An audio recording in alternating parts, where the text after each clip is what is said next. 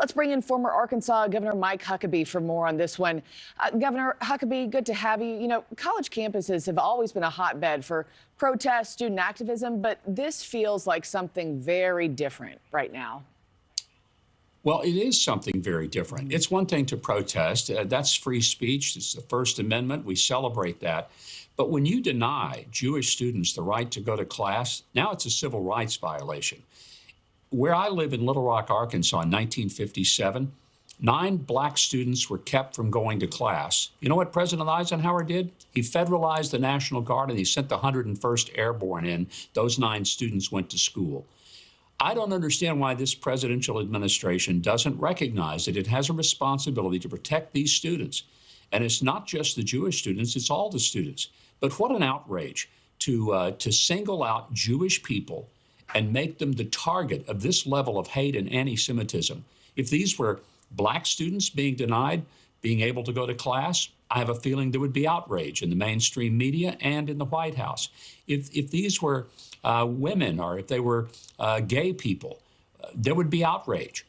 There needs to be an outright outrage over the fact that Jewish students have been targeted, and Columbia's response is go to class virtually, and we don't know what we can do. This is absurd. These protesters who are screaming for Hamas to be elevated, this is screaming for ISIS, the same kind of thing. They ought to be arrested, expelled, they should pay, and every parent should have his or her money refunded for those students who are going to Columbia or Yale or any of these schools that cannot create a safe environment for the students. Yeah, I hear you loud and clear. I was curious all your thoughts about how you even begin to bring down the temperature on something like this. Some of those protesters who were arrested said that those arrests only emboldened them. Why do you think it is that young people in particular seem to identify with the pro-Hamas cause so much, Governor? To be blunt, they're stupid. They're absolutely uneducated and ignorant about the Middle East and about Israel, about Hamas. If you can think that the massacre, and I'm talking the butchering of innocent civilians on October the 7th was okay, you're a sick person.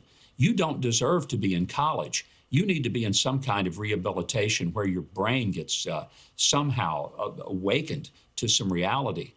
What I don't understand is how come we continue to think that this is a mere protest. People on January 6th who rioted at the Capitol, some of them didn't even riot. They were there. They did stupid things. Some of them have been in jail for 3 years. What I want to know is how come some of these people aren't spending several nights, if not months, in jail?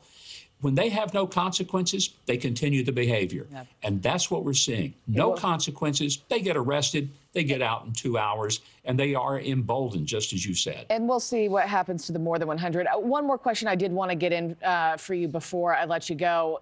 You know, this rabbi at Columbia urging Jewish students stay home, you know, for your own safety.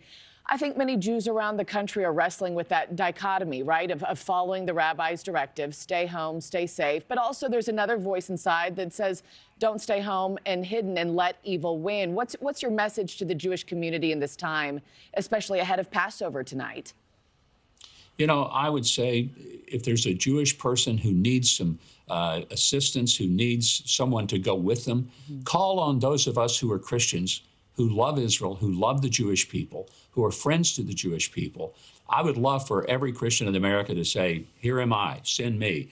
I'll go with you. I'll stand with you. You will not be in this alone. It is time for freedom-loving and God-fearing people to stand with our Jewish friends and make it clear they are not going to be left alone. Not after the Holocaust, never again.